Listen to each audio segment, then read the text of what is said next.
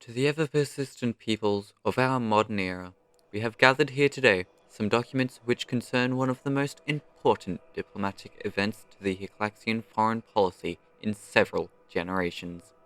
The most absolutist monarchy of Hyclax and the near-totalitarian dictatorship of Wilhelmsia both agreeing to reductions in the slavery within Hyclax, and the war crime trial of several Wilhelmsians being held under Hyclaxian protection, both of which the two nations were able to agree amicably to without the need for intense discussions, with both getting what they wanted in some form or another.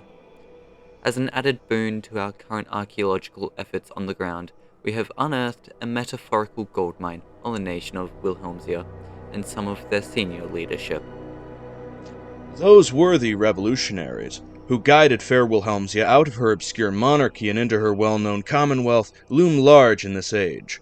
Of first note is the Lord Protector himself, Rupert Otis Morrison, the man who turned the troubles of the late 1700s into a ladder, climbing from artillery colonel into unquestioned military dictator and national hero in a little under 15 years. Next are his disciples and his most favored marshals, Zechariah Fleming and Edmund Turner. These three showing evidence of a clear bias within the National Revolutionary Army.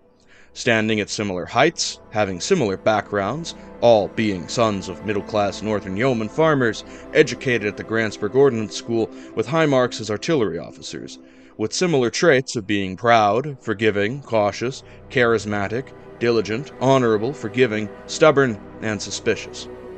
This leaves our fourth man, High Admiral Dreckland van Drake Araca, as an odd duck indeed. Born into a southern noble family, and not only without the long-standing Wilhelmsian fear of salt water, but the pure opposite, only feeling at home when underway with his crew, far from dock and shore. He is noted for his patience, covetousness, forgiveness, stoicism, boldness, stubbornness, honor, pride, and trust. The Wilhelmsian Commonwealth is a curious collection of ideas. Run by a Lord Protector who is in every way a largely unaccountable military dictator, the very man who killed King Otis X on the field of battle, slew Kings Otis XI and XII on the field of honor, forced King Otis XIII into exile, who upon the Revolution's completion put the most influential and powerful members of Parliament to death on charges of corruption and conspiracy in a drumhead courts-martial, yet thereafterwards ruled honestly and competently alongside his wife, acting as a loving grandfather to his people, right down to the head pets and cheek pinches. A nation that champions freedom of thought, freedom of speech, freedom of movement, and freedom of conscience, yet a nation that has no civilian law to speak of, conducting all its lawmaking via a judge advocates general and the uniform codes of military justice. A nation that demands at age 16 2 years of mandatory military service and 40 years of reserve service from every sentient living within its borders. One that expects every citizen to have within their home, inspectable at any time, a musket, bayonet, belt, cartridge box with no less than 36 suitable cartridges, a bedroll, and provisions suitable for 2 weeks of campaign.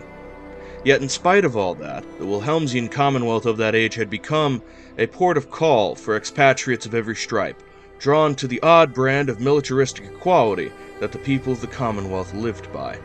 A flame to which the many spurned mods of the world, nursing their injustices, flocked to in prodigious number. Indeed, in that age a sizable Hyclaxian expatriate community formed in the coastal cities of the Commonwealth, nursing old hatreds and dreaming of better lives in the bright and sunny South. It is of note that in 1805, by the count of the Wilhelmsian Bureau of Internal Affairs, the Commonwealth was only 52.3% human, being home to 5 other distinct sentient species who made up the balance. Second most populous were the cynocephali, or dog-headed folk, a strange and warlike breed rumored to have invaded the land that would become the Commonwealth some 600-odd years ago, being enslaved and forced to fight in the pits for the amusement of the Wilhelmsian commons as punishment. Third most populous are the Enkidu, large, hairy Neanderthals imported to do manual labor back in the mists of time. In the modern age, we remain quite unsure where exactly they came from, leaving us with yet one more question, a history mystery. Fourth are the goblinoids, little green troublemakers and raiders who were, in Wilhelmsia, enslaved for productive labor rather than wiped out as in other lands. Prolonged exposure to Wilhelmsian culture has made their strain of goblins the most dutiful and upright of their number yet encountered. Fifth are the Herongon, or bunny folk. Imported from Bonati as domestic servants and body slaves, they have diverged significantly from their cousins, being far more human in appearance owing to a significant human admixture. Last are the Taurians, or Minotaurs, large, cow-blooded folk from an unknown land who were enslaved for hard labor in the old days. They are the last on this list owing to how many left to join on the founding of the Taurian Republic.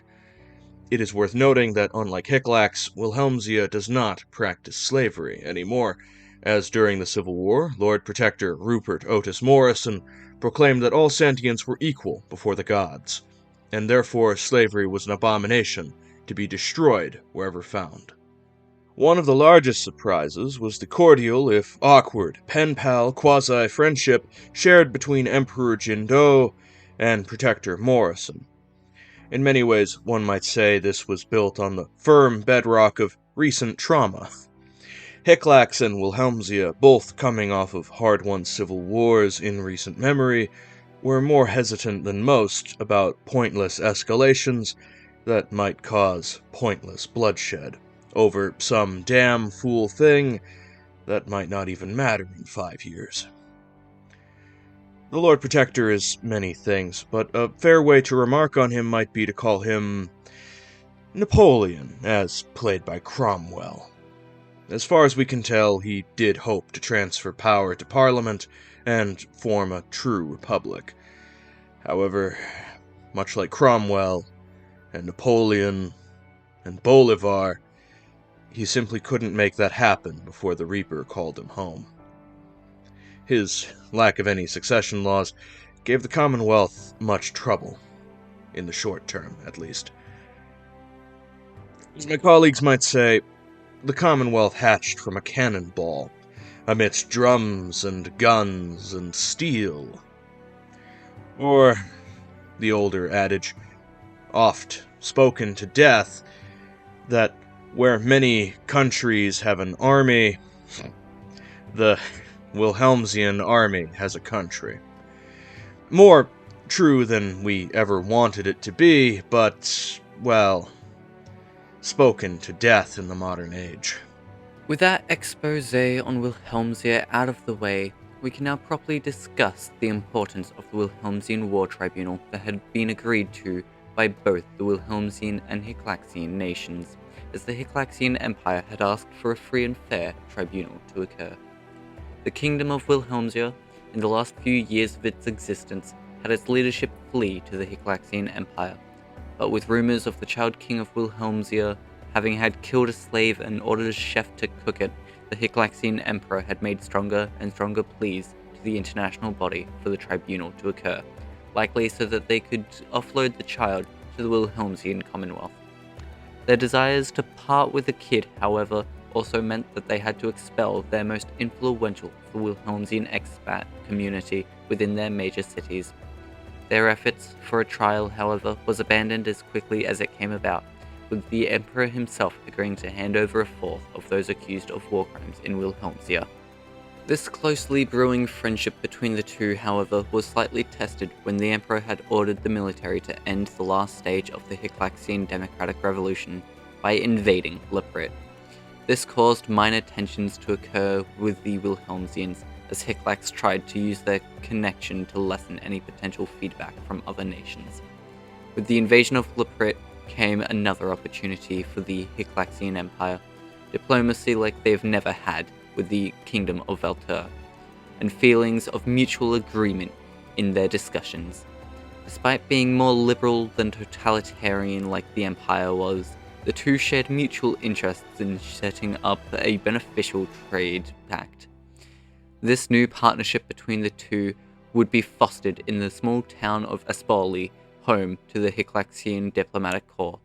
With new rounds of Hyclaxian aggression towards the people of Liprit incoming, the nations of Hyclax and Wilhelmsia struggled to maintain an operable friendship, as other nations in the world aimed to prevent the further expansion of the Hyclaxian Empire. With there supposedly being leaked Hyclaxian information about such an attack being given to the League of Nations, but with most members viewing their proof that they had enclosed as nothing more than a child's drawing of a long-forgotten dream.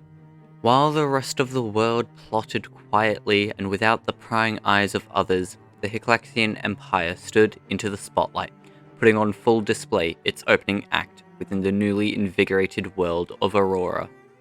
Actions that most of the world deemed as draconian, the Hyclaxians viewed as pragmatic, with the ending of slavery through a treaty being of such example. The Hyclaxian people, for their part, were intrigued with the Emperor's new outlook on the situation of slavery. However, they did nothing against him when he mandated that all slaves be elevated to the position of peasant within the next 5 to 10 years. This would bring about slow but irreversible change to the Hyclaxian Empire, with their intense xenophobia being shallowed out and mitigated in numerous ways. With all said and done, however, the nations of Hyclax and Wilhelmsia have nothing else to add in this report. So if you've enjoyed the story so far, please do show your support with a like or comment, as they both help the channel. If you want to see sections of the story before they release, then please, as ever, the Discord is in the description. Now, as ever, I hope you've all enjoyed, and I will see you all next time. Peace.